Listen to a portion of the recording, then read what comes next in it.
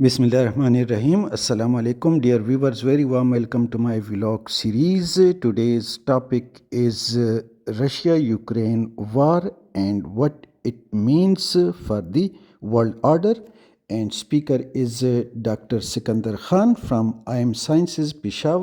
For a moment, I started thinking myself as President Putin that I have so much things, in my CV, and this is usually, people do it just, sometimes you exaggerate things, but you may not be as you are.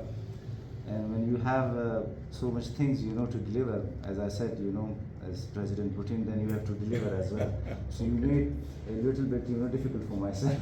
Then I have to, impress the people as well.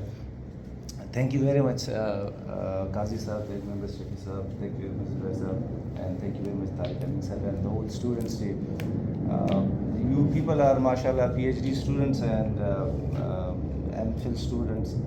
I believe that since it's your area, and definitely you would guide me as well if you believe, right, that I need to emphasize on a particular thing which I may be missing.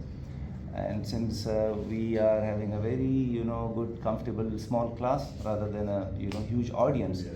So we would make it more kind of a talk, right? So if you want to interrupt, if you want to make any comment, any questions, so feel free. You can just, stop me anytime. So let's begin. As you can see, it's about the Russian-Ukraine war, and in the beginning, I'll just give you a rough idea, the background of this conflict, and I believe the real issue which we need to analyze is the aftermath and what it can, affect or can shape the new world order. So here, if you can see the map of Ukraine, I'm sure you people would know that Ukraine area-wise is second after Russian Federation in Europe, so it's quite a huge country because the rest of European countries are very small countries. So it has a huge area, and it's also the breadbasket of Europe, right? Known for producing agricultural goods. And much of this, if you can see the cursor, the Russia and Belarus is almost Russia. It's being controlled by, sometimes it's very hard to call it a separate country. So it comes, this huge land, and all the gas pipeline, if you see it, goes through Ukraine. So it seems like you can just understand the strategic importance of this area, because Russia may not get access to Europe, particularly Eastern Europe, by bypassing Ukraine. It has to move, it has to go through Ukraine. This area, the Donbass area, has been currently under Russian control. It's been taken over from Ukraine. And here, if you can see, Crimea area, which also has strategic importance, also famous for tourism as well, right? And this is also currently under Russian control. If we make roughly maybe 18-20% of Ukraine is currently under Russian control, right? And we would have a discussion on it as well. What is the solution? What is the way out? And I would love to hear your opinion, your suggestion as well. Since this is a European affair, and obviously any European affair becomes a global affair, we South Asian Pakistanis are not much, focused on it as it should be. Well, obviously the Area Study Center will be, discussing this issue, and this is one gesture, right? One effort which we are trying to highlight this issue. But mostly, since we people are more involved in, Palestinian issue, Kashmir issue, Afghanistan, right? So it's sometimes, we get ignored it as a focus, but it should give it focus because this is becoming a world affair, and of course it is. Europe is still the center of the world. Any destabilization or any happening in Europe must be taken very much, under consideration, because it would the whole global politics as well. So, how much time, sir? Time do I have? Yeah, sorry, you have 30 minutes. Okay. You have full liberty. Okay. Yeah, please. 45 minutes, and the rest of the time, I think we should spend more time on questions and answers. So I'll just quickly go through the background. A few things which I personally believe, right, by doing a little bit reading, right, my own analysis. Obviously, I mean, a European person from, or a Ukrainian professor, right, would look at things differently than an American professor or a Chinese professor, right? So, since sometimes when we do not have authentic research and we keep getting information from one side, so it of course shape our opinion as well, right? So, in this presentation, I have tried to give you different type of opinions, right? One is the US opinion, right? And the other one would be the Russian or the Ukrainian different opinions, right? So anyhow, if we start with this Russian idea of, or the Russian imperialism or Russian irredentism, okay, where it's a very old one, since the time of Peter the Great, that imperial Russia and expansionism, right?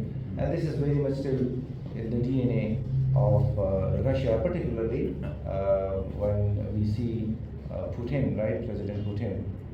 So he's very much obsessed, and you would be knowing that his famous statement when he said about the disintegration of USSR, that it is the 21st century, the 20th century most disastrous, right, event, which he called the greatest geopolitical catastrophe of the century. This is what his exact words were.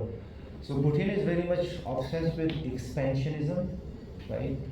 Then the Stalin legacy, if we see, like other colonial powers, Joseph Stalin did the same thing, right? By changing the demographics of Russia. For example, in Crimea, if you see, so you would see majority of the people from Tatar region, right? Also, he, sent ethnically Russian people there. So changing this, right? So even if you look at the Central Asian countries, you would find there are Russians everywhere, from Tajikistan to Kazakhstan. And sometimes even they do not know their language, but the Russian language is very comfortably and frequently spoken. So just an idea about Russia, right? Its former legacy, then the colonial manipulation, right, of changing the demographics of whole Soviet Union at that time. Then it comes Putin, as I just said, right, that his desire to restore this Russian influence and pride, right, which of course shapes the Russian foreign policy. And just a few days before he became the president again for the fifth time, I believe. Right? So imagine he's been here in Russia since 2000. It's almost 24 years. I don't know if currently any other dictator, right, would be ruling for such a long time. And of course, he has very much in his control the economy, right, of course the politics. There isn't any opposition in Russia. Just a few weeks ago, an opposition leader was killed, right? Giving them, poisoning them by death is something very common in Putin's, regime. So then again, another important thing is the inside politics of Ukraine. Just to make it, understand easily for us, if we divide the Ukrainian politics into two issues. One is its closeness towards the West, right? And the other one is inside this ideological division, the left and right. Okay, so that would also make us understand the Ukrainian situation. How one president is being supported by Russia, the other one by US and Europe.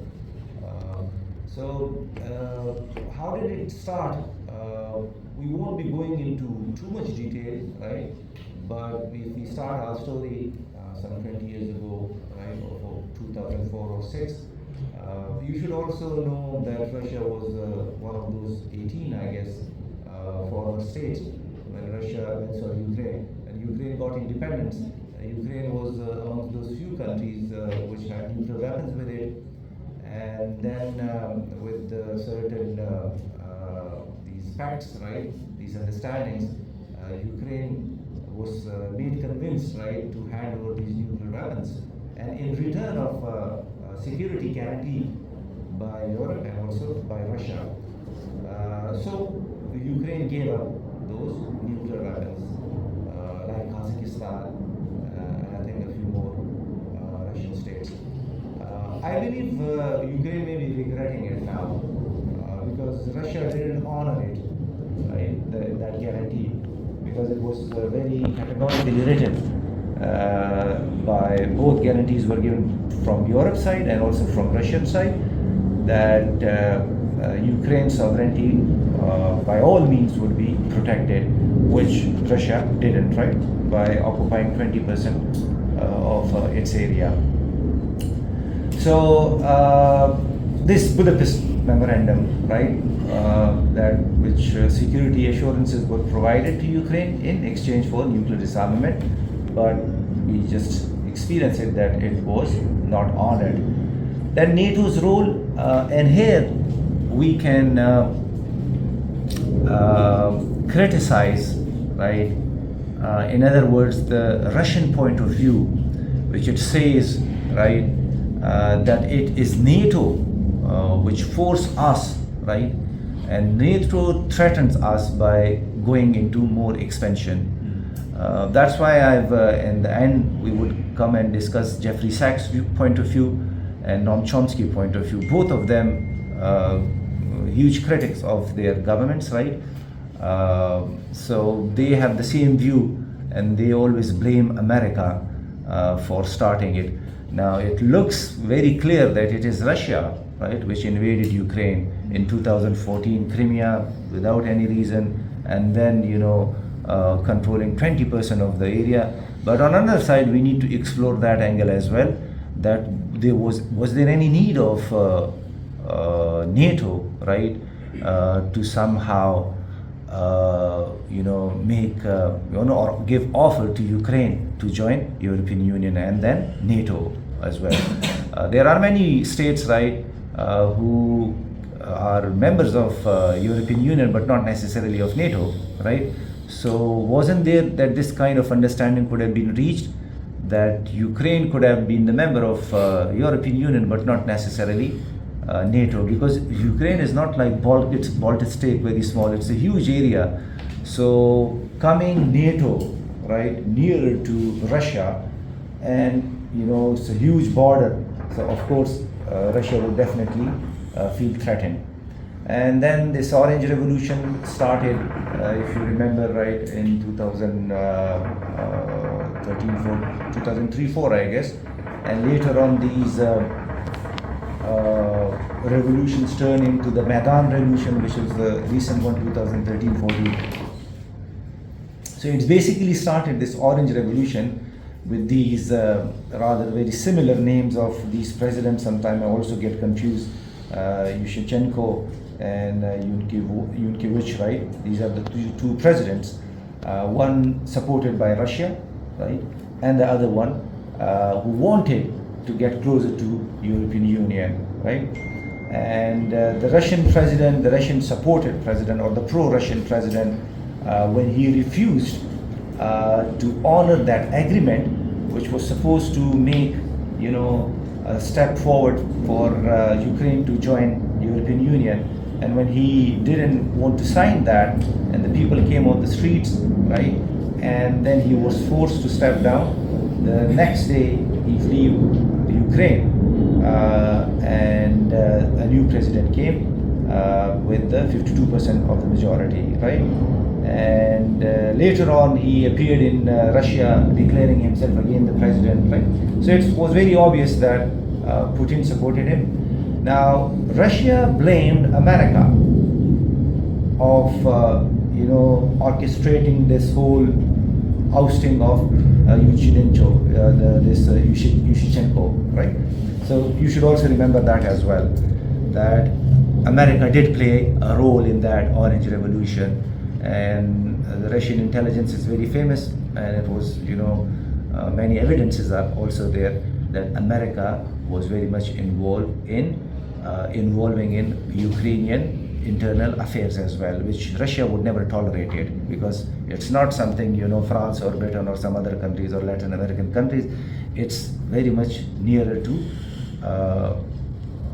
Moscow as well. And one more thing, why Russia is so much obsessed with Ukraine, because Ukraine was Kiev, the capital of Ukraine, is the center of this whole Russian imperialist, kind of, which you can say, history. When Kiev is much more older than Moscow, right? So Moscow always considered Kiev as is maybe its origin, right, or the mother place, right, of this Mother Russia concept as well, which I believe you would already know that. So anyhow, the Euro-Maidan movement started. Maidan is that same name which we use in Persian, right? The Ukrainian language could be influenced under the Persian language, so they call the same Maidan, the square. It started, right, and when that pro-European president became the president of Ukraine, and it was apparently a kind of a defeat for Russia. So Putin didn't understand to do what, but his option was to, also save his reputation, right, and also to submit his disapproval to all these developments. So he attacked Crimea, right, and very easily. Crimea is again a very huge area, almost the size of maybe Belgium, and surprisingly, the West didn't do anything what Ukraine or maybe the outside world was expecting, right? But Europe didn't do anything, and did, I believe, bolden President Putin, which he later on ordered for full-scale invasion of Ukraine, right? So pro-Russian movements, remember again that Stalin policy of installing Russians, all over the Russia, USSR, knowing the fact, right, that a day may come that the Soviet Union may not, sustain itself, but it would be not that much easy to get disintegrated, right, because Russian would be already, all over the USSR.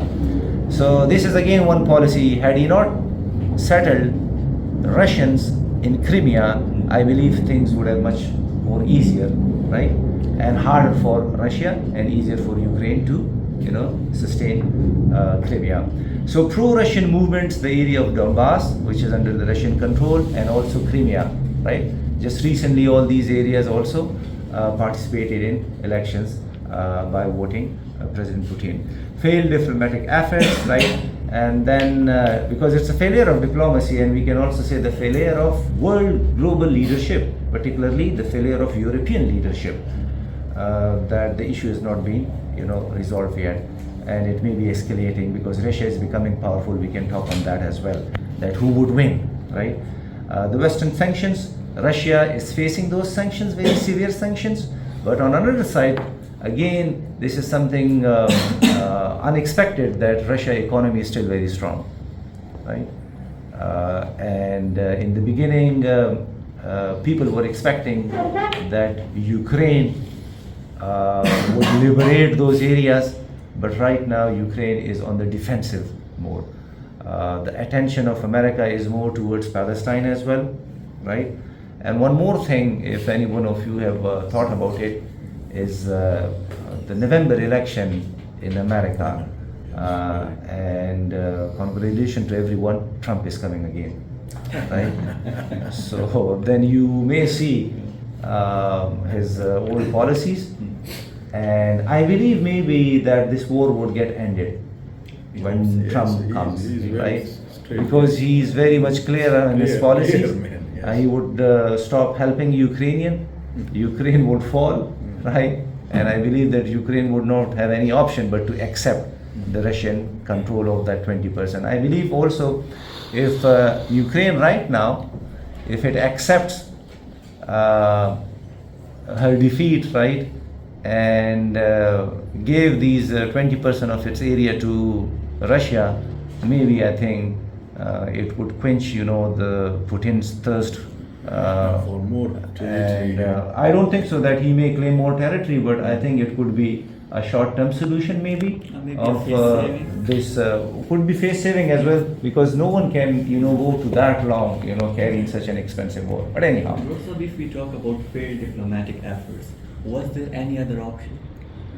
I think again, see, if we see right now these global powers, right, or the new world order which is taking shape, on one side we have China, Russia, Iran, North Korea, these kind of states, and on the other side we have European Union and also US, right?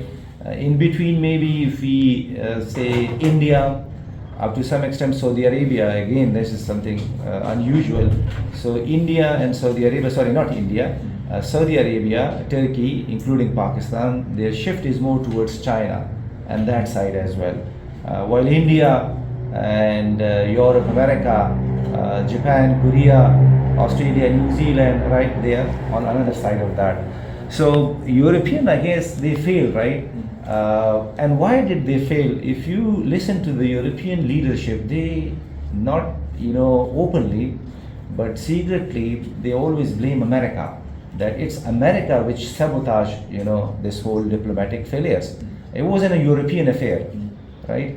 And then again, we need to understand Europe, Western Europe on one side and UK, I believe, on another side. UK is not buying any gas from Russia.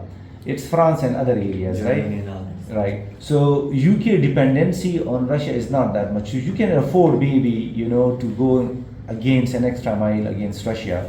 But when it comes toward Western Europe, right? For I believe they are quite more dependent on Russian gas, and it's again we need to look all different angles. Germany, France, and so many other countries, right? They have dedicated billions of dollars for Ukraine, and right now Ukrainians they have shown resistance as well, right? And they are very much resilient. But what they need is, of course, the weapons, right? On so many ways, Ukrainians have been facilitated, right? Throughout Europe, the refugee, they don't face any much, as other refugees may face these problems. Ukrainian students have been very easily accommodated, right, in European universities, right? And full-fledged support.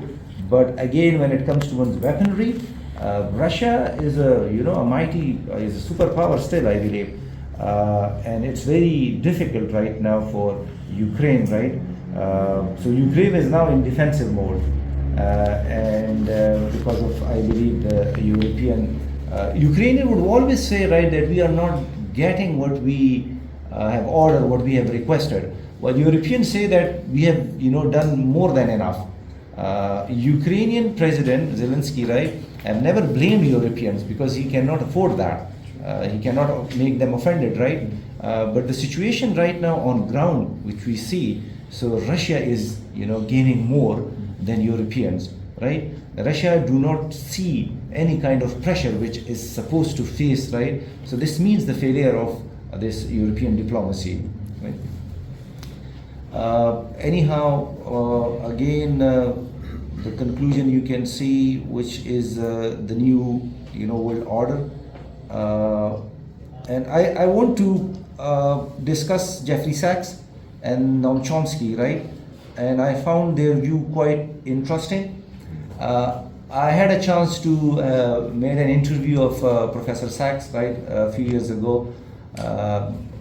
He is the head of the Sustainable Development Goals, and I guess almost second after to the Secretary General. So he holds a very important position. He teaches in Columbia and quite famous, or I should say popular, in developing countries. right, of his stance against America. So whoever, curses America, we like that person, right? So he's our hero as well. And I remember when I took his interview, right, at that time Trump was again coming, and he was cursing Trump as well. And if you remember, the international court, sanctioned the $6 billion on us, the RICO debt. So he was telling us, don't give them, right? And so he has this kind of views, and very much anti-American, right? This is the beauty of America, that if you are American, you can become more against your country. We do not enjoy that kind of, it's a luxury, but anyhow. So let's see what Jeffrey Sachs about this Ukrainian war. As I said, he blames America, right, in provoking the conflict. This is another example of failed diplomacy of America, right? That it should have been controlled through diplomacy, through negotiations, through some give and take, right? They didn't utilize those options, and they directly, gave huge support to Ukraine. Ukraine became more confident, right? And the war started. If in the beginning, right, maybe some of you would not be comfortable and would not agree with me that how come Ukraine gave this 20%, area to Russia, and it's that same appeasement policy which Chamberlain, showed to Hitler, and Hitler became, more confident, and then he started. So I think, it would become a different topic, but I think the situation is not that of the Hitler situation, but sometimes we have to live in reality, and if you ignore reality, so then you have to face for the consequences. And the more we prolong this war, the more we would be living in a different world. As in the beginning I said that maybe we do not face that brunt of this war because living in South Asia or in Pakistan, but any disturbance in Europe could have very negative consequences for the whole world. So Jeffrey Sachs and many other people, right, they blame America of overthrowing of Yanukovych, the President Yanukovych in 2014, the pro-Russian president, right? Then he also advocates that Ukraine should keep its neutral status again because Russia faces huge threat from Ukraine, the whole huge area. It becomes a NATO member, very difficult for Russia. So maybe if we want to defend Russia, so we would say that it's actually Russia in its own security, right? It invaded Ukraine, not just for the sake of expanding Russia, right? But for its own security threat, which he was receiving from Ukraine. Sort of a defensive realism. Exactly. Again, reassessment of U.S. foreign policy, as Chomsky's believe the same, right? And they are very much critical of all American engagement, and their view is, the argument is also very strong. If we see for the past 24 years, American involvement, American destruction in the whole world, American failures and these misadventure in Afghanistan and in Iraq. We still live in this post 9/11 world.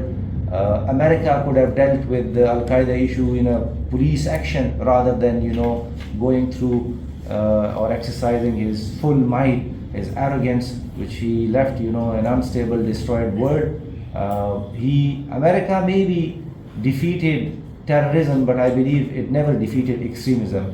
In fact, extremism has increased more because of this American misadventures, and we are suffering. America spent $1 trillion or $2 trillion in Afghanistan or in Iraq. America can recover it in a few years. For America, it's not a big issue. It's a big issue for us or for the rest of the world. So Jeffrey Sachs again would say America should reassess its foreign policy. And here comes another very big name, Chomsky. Again, IMSiences has this privilege of inviting him some 7 years ago. He online appeared in to IMSiences audience. Chomsky, personally, I sometimes believe, no, I have no position right to challenge Chomsky. Chomsky is a very big name, and we live in Chomsky era. But sometimes this too much idealistic things, right, make analysis a bit difficult as well. But he's a very bold person. But anyhow, that is another topic. I don't want to, initiate that topic as well. So let's see what Chomsky says about this Ukrainian war. Same you would find Jeffrey Sachs' argument in his argument as well. He compares the war to past invasions like the US invasion of Iraq, right, and the invasion of Poland by Nazis, and emphasizing the need for a just response to ongoing atrocities, right? So for him, it is again American imperialist designs this war. Chomsky acknowledges the legitimacy of supporting Ukraine defense, but warns against escalation, suggesting sanctions against Russia instead, right? Not to start a war, but imposing sanctions. Again, he wants us to utilize these non-military options, right? Chomsky also believes, and many other commentators, that America, this policy, made Zelensky a hero all of a sudden. If Zelensky never had received that kind of encouragement, the policy could have been different. And Zelensky is enjoying a status of a hero, an international hero right now. You would have seen Hollywood stars going to Ukraine, and I forget this one movie star, a famous actor. He presented his Oscar award to Zelensky, right? That this is what I have and this is what I can do. I cannot fight, but I can at least give you. So see these gestures, right? And behind these gestures, we cannot rule out the possibility of America encouraging people like this. So Zelensky is a household name in the West, right? Now this kind of encouragement, this kind of media coverage, right, has made the diplomatic efforts more difficult. How to make it successful. So see From here, a comedian to a rock star. yes, but I mean the way he has dealt this whole issue, I never expected a comedian can become so much serious. So inside he is a very serious guy, and I guess most of the comedians are very serious people. Very serious people. They are intelligent. It's not that easy to make people laugh. Only intelligent people can do that. And to us, these intelligent people are non-serious people. We call them comedians. So, Zelensky approach and media coverage, as I mentioned that, Chomsky criticizing aggressive foreign policy, media manipulation, highlighted their role in escalating tensions, right? Like Jeffrey Sachs, he also explores the Russia goal and proposes a neutral arrangement for Ukraine with internationally supervised process for disputed region. But from where would we get this international supervised? But anyhow, he stresses the imposition of critical media analysis, diplomatic solutions, and accountability in resolving the conflict, advocating for peace building effort. ठीक है, ये point भी हो गया था. और अब हम आ जाते हैं, इसको थोड़ा कंक्लूड भी कर लेंगे और फिर आप डिस्कशन स्टार्ट कर लेंगे कि how this Ukraine-Russia war is shaping a new world order, right? So एक तो ये कि decline of Western leadership, Russian aggressive action, और ये भी मैंने आपको कहा कि Russia is now it has an upper hand over this Ukrainian war. शुरू के दिनों में it was Ukraine, but अब Ukraine is on a defensive position. And the growing doubts about the liberal world order resilience, that this liberal world order would fail China and Russia, right? Sometimes it seems that they both have decided that Russia would be doing this military adventures and China would be going through economic, aggression or economic war, right? So it's maybe an understanding in which they are challenging this American, or in other words, we call it a liberal worldview, because America is after all a democracy. European are after all democracies. Many of us here in Pakistan are in support of Russia and China. But mind you, these are, not democracies, these are dictatorships, Yes. right? But of course, amongst our South Asian mentality, our Pakistan mentality is that we always, we like people from Danda who carry the Danda and who is against America. Yes. अब Russia ने क्या किया? We don't care about that. Russia ने पाकिस्तान को कितना नुकसान पहुंचाया? With this Ukrainian episode, we don't care about that. लेकिन इसने शैतान अमेरिका को जो है वो गाली दी है. So for us, this is enough to be, with friendship with Russia. बस पुतिन जो है वो हमारा हीरो है. ठीक है, we don't care about the rest. Erdogan ने इजराइल को गाली दी, बस वो हमारा हीरो है. वो नहीं पता कि उर्दवान पाकिस्तान के साथ क्या कर रहा है. ठीक है, anyhow. Sir, तो एक तो ये भी. sorry for the ji, ji, interruption. When this all the scenario was in the beginning, we were saying that most of the people that Russian military muscles इतने कमाल के हैं कि within a week or two जो है ना Ukraine will be sidelined and ji, ji. all these things. तो आप लोग ठीक कह रहे हैं, agree with you. जी जी जी जी क्योंकि Russia is still and another thing is that कि America is not a European country. It's not American, turf where it can fight. And Europeans do not, because these are all small countries. One, God forbid, nuclear strike, it would, The whole Europe, take yes. us into Stone Age, right? And Russia still possesses, the world's largest nuclear arsenal. And as I said, Trump, when he comes, he doesn't care about, the rest of the world. So the deepening partnership between China and Russia, enemy of my enemy is my friend. Chanakya ने 30,000 साल पहले कह दिया था. ठीक है? So maybe this Ukraine war would bring more Russia and China closer to each other. One more point. China is a karobari person. Karobari person rarely fights with, anyone. China may also be cursing Russia. कि तुमने तो सारा काम खराब कर दिया. Everything was going very smooth. ठीक है, क्योंकि वो तो कारोबारी बंदा कभी भी लड़ाई नहीं वो करता. तो एक पॉइंट ऑफ व्यू ये भी है. लेकिन ऑन अदर साइड चाइना में also catch this opportunity, right. और वो आगे बताया जाएगा कि किस तरह हम इसको किस साइड पे ले जा सकते हैं. ठीक है, और इसमें मैं बार बार कह रहा हूँ कि ट्रम्प जो है, अमेरिका का कोई भी प्रेसिडेंट आता है, वो बहुत हमें न्यू वर्ल्ड ऑर्डर या इस यूक्रेन के वॉर का जो कंक्लूजन है वो वहाँ से निकलेगा. हमारे ऑब्वियसली इस एनालिसिस से नहीं निकलेगा जब तक कि वहाँ पर कोई चेंजेस नहीं आएगी. So exploring various scenarios including a post western world order which would be dominated by Russia and China, or a multipolar global order, right, and the implications of cooperation with independent powers. ये सारे हमारे पास मुख्तलिफ scenario आ सकते हैं, right. By independent powers we may also include BRICS in it, right.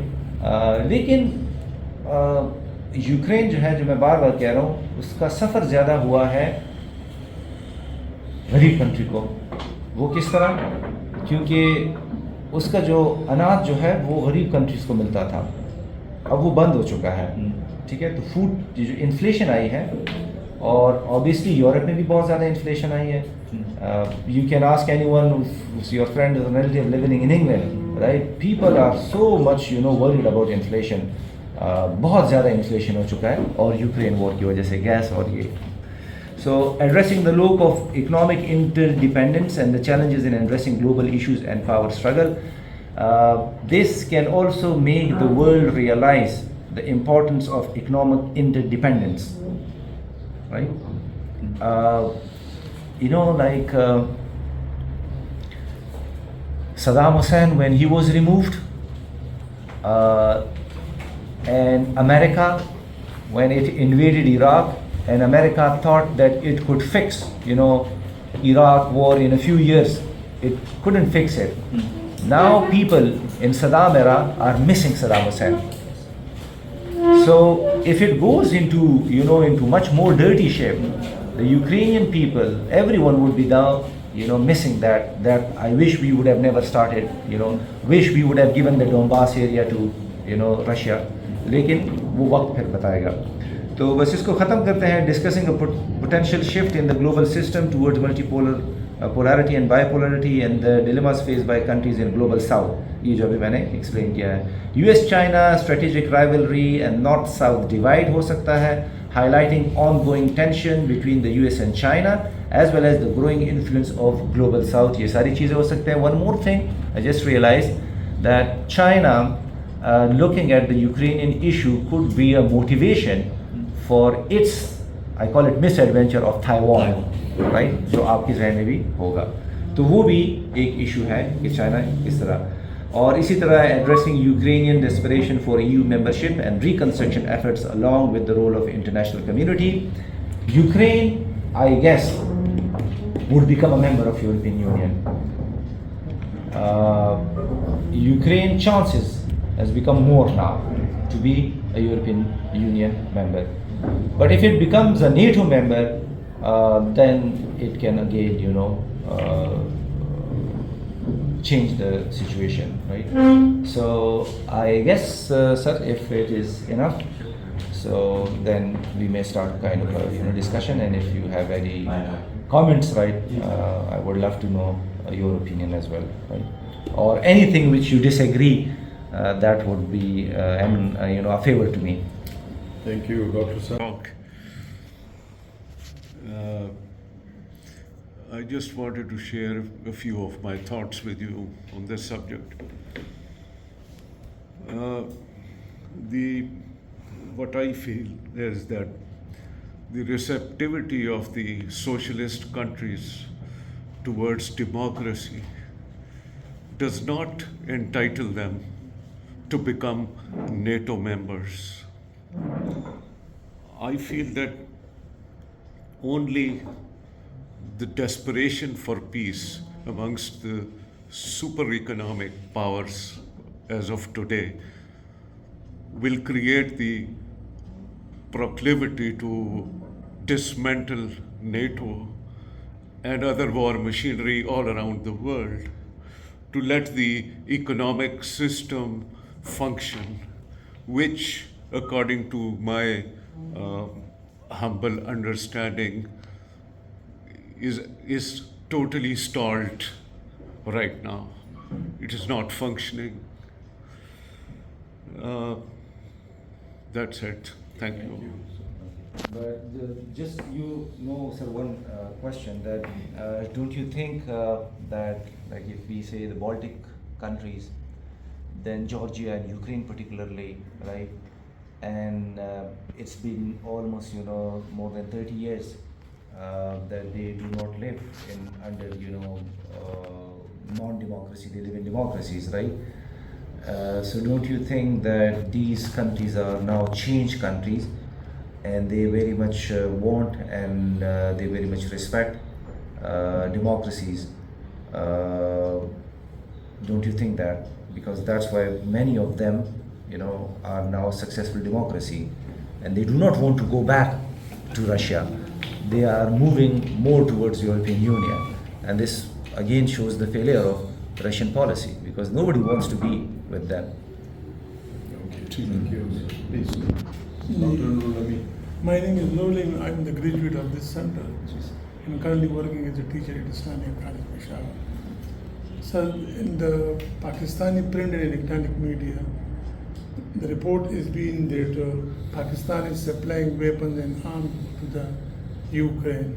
So, how much it is correct and any solid evidence? And the second is the role of Turkey in the conflict, because via Black Sea they will enter to the Europe. So first is the Turkey is a very strategic. I forgot to mention that Turkey is the best example of current European diplomacy. Turkey is the most important country which could play a very effective role between Ukraine and Russia, unlike other European countries, because the other NATO, Turkey is NATO member, Germany, France, right, and these other small countries, right, they have categorically, they have completely openly, supporting Ukraine. In this situation, how come you expect that they would play a very effective role? But unlike them, Turkey is a country which maybe both Europeans and Russia can have a confidence on it, right? And its role is not like the Europeans' role. So Turkey can play a very important role, number one, right? Second, I don't know exactly, I don't have any authentic information that Pakistan can take this risk, right, of offending the whole Europe, America, right, by giving weapons to Russia. But this is known to everyone that Iran and North Korea, right, are supporting, this Russia in this war, and the Iranian drones are very famous, and they've also been used in the Ukrainian-Russian war, and North Korea missiles as well, because Russia itself is, facing some shortages of weaponry, and Iran is very much supporting. Neither I have any information about China. Chinese diplomatic support is there. Chinese are still, adopting a kind of a more, a balanced neutral role, right? Condemning America on one side as well, right? But the whole world knows about Iran and North Korea. I'm not sure about Pakistan because it would be a huge risk. Pakistan cannot afford, offending America right now when we are receiving IMF package. And everyone knows that America has some 25% voting budget in World Bank and 17% voting power in IMF. So without American approval, we cannot get, IMF package. So I don't think so. It was a blunder also, I guess, Imran Khan visiting Ukraine, but I think it happened just the next day. So maybe we were not prepared. Maybe we didn't have information that Russia would attack. And obviously, I mean, when you want to official visits, right, you do so much homework before that. So it would have been difficult for Imran Khan to not go back there. And that's why Bilawal Bhutto, when he became the foreign minister, he defended Imran Khan. So this defense or this message to the world that we are not party in Ukraine war, we are not in supportive of, it was just, a normal diplomatic kind of visit. So मेरे ख्याल में Pakistan would not afford that. Ukraine को सिर्फ लेकर जी जी अच्छा Ukraine को जी आज तक तो जी कि अमेरिका को वो कर रहा है जी जी हाँ वो मैं कर सकता हूँ उस पे I agree with you sorry I thought कि आप कह रहे हैं कि रशिया जी जी यूक्रेन पे जी बिल्कुल क्योंकि अमेरिका पाकिस्तान तो स्टिल जो है वो यूरोपियन यूनियन और इनके उस पे है ना IMF का पैकेज चल रहा है क्योंकि IMF के पैकेज में आपको अगर याद हो सो वहाँ की टीम ने ये भी कहा था पाकिस्तान से कि you need to show us the blueprints of CPAC तो उसमें तो हम बिल्कुल लाचार हैं तो उसमें आई एग्री विद यू कि यूक्रेन को किसी न किसी तरीके से हेल्प हमने ज़रूर किया होगा हाँ हाँ वो आई एग्री जी जी नहीं वो किया होगा हमारी फौज करती है इस तरह के काम जी जी जी जी वो हम करते हैं इस तरह यानी अगर हम ये कहें अगर हमारे पास इंफॉर्मेशन है भी नहीं we can not rule out this possibility कि हुआ होगा हाँ हम ये कह सकते हैं यानी इसके चांसेस कम है कि नहीं हुआ होगा इसके चांसेस ज़्यादा है कि हुआ होगा My name is Hussain Khan and I am a scholar. Era, the multipolar era, everyone knows that the American influence, American power is still there. American economic power is on the back foot. American culture, American influence is still very much present in the world, right? So we may enter this multipolar world, but it doesn't mean that America is declining, right? Fareed Zakaria book you can also read in which his argument is that America is not declining. America may retain its influence. Maybe China would rise more, right? Like America is not falling. So we may be living in a multipolar world, and that's why that I also gave an example of this global alliances which are getting into shape. On one side we have America, Europe, India, right? And on another side we have China and Russia and also Pakistan. Pakistan's tilt is more now towards ये तो अभी बीच में since we are having this economic crisis, right? We are very much under the influence of IMF. We are helpless. That's why थोड़ा उस तरफ चला जाएगा लेकिन एक मल्टीपोलर वर्ल्ड में उसमें चाइना रशिया ऑब्वियसली ये इनका एक अपना रोल होगा, और लेकिन अमेरिका भी उसी तरह रहेगा। तो हम हो सकता है कोल्ड वॉर के उस पॉलिटिक्स में शायद दोबारा चले जाएंगे। अब it depends again on how China would react in case of Taiwan. अगर ताइवान का एपिसोड होता है तो फिर वो मल्टीपोलर ज़रा स्पीड ज़्यादा हो जाएगा, लेकिन अगर चाइना नहीं करता या यूक्रेन के वॉर में रशिया कम्प्लीटली नाकाम हो जाता है तो फिर it would be difficult for China as well. So it's clash between multipolar these liberal countries and on the side Russia and China. तो ये डिपेंड करता है, तो that's why Ukraine could be a litmus test, right, and then next could be Taiwan. तो अगर ये दोनों हो जाते हैं तो फिर तो आप देखेंगे कि आपकी बार मल्टीपोलर वर्ल्ड की तरफ हम बढ़ते जाएंगे। हमें क्या करना चाहिए? मेरे ख्याल में this is another important question for us to know. We should not get parted as we did in case of first cold war, ठीक है? तो उसमें हमने दोनों को नाराज़ कर लिया। हमें इंडिया की तरह, तुर्की की तरह, मैनी मोर कंट्रीज दोनों साइड पे खेलना चाहिए। और मेरे ख्याल में I believe that our foreign office has this expertise and capabilities that they can work with both superpowers rather than getting into someone's party or joining someone's party। वो हमें नहीं करना चाहिए। अगर फॉरेन ऑफिस को छोड़ दिया जाए तब ठीक है, ज़ाहिर वो छोड़ेंगे नहीं। चलो और कोई प्लीज। अच्छा हो जाएगा। वो सिनेरियो के अंदर आप किसको देखते हैं, आपके पर्सपेक्टिव ओपिनियन में, कि एक्चुअल बेनिफिशियरी कौन है इस सारे सिनेरियो का? मेरे ख्याल में दोनों हो जाएंगे। यूक्रेन को यूरोपियन यूनियन की मेंबरशिप मिल जाएगी और रशिया को ये जगह मिल जाएगा। Again if I be more optimistic हमें मेरे ख्याल में इस तरह भी सोचना चाहिए। एक्चुअल बेनिफिशियरी जिसको हम शायद यूएस कह सकते हैं कि वो इस पूरे सिनेरियो से दोनों साइड से बेनिफिट्स को गेन कर रहा है। I don't know, again, sometimes Trump to the whole world may look, very, what should I word use for him, stupid or what, right? But he's also very practical. सारी जंगें उसने ख़त्म कर ली। हम मुसलमानों उसको गालियाँ देते हैं ना, सारी जंगें उसने ख़त्म कर ली, उसने तो मुसलमानों को बचाया, right? तो उसमें when he becomes more take as a neutral stance, so I think we can deal with this war. Right now what we need to analyze how to stop this war. उसमें I think winners और loser की भी शायद हमें इतनी तफरीक नहीं करनी चाहिए। How to stop this, दे रहे ये इलाका दे दें आप। यूक्रेन के पास इतना ह्यूज इलाका स्टिल है, राइट, छोटा मुल्क नहीं है। Now if I'm a Ukrainian I would never agree with it कि मैं किस तरह दे दूँ, ठीक है? ये तो इतना आसान काम नहीं है। लेकिन as I said, things are in not black and white. This world is imperfect world. आपने क्रीमिया को दे दिया ना, ठीक है?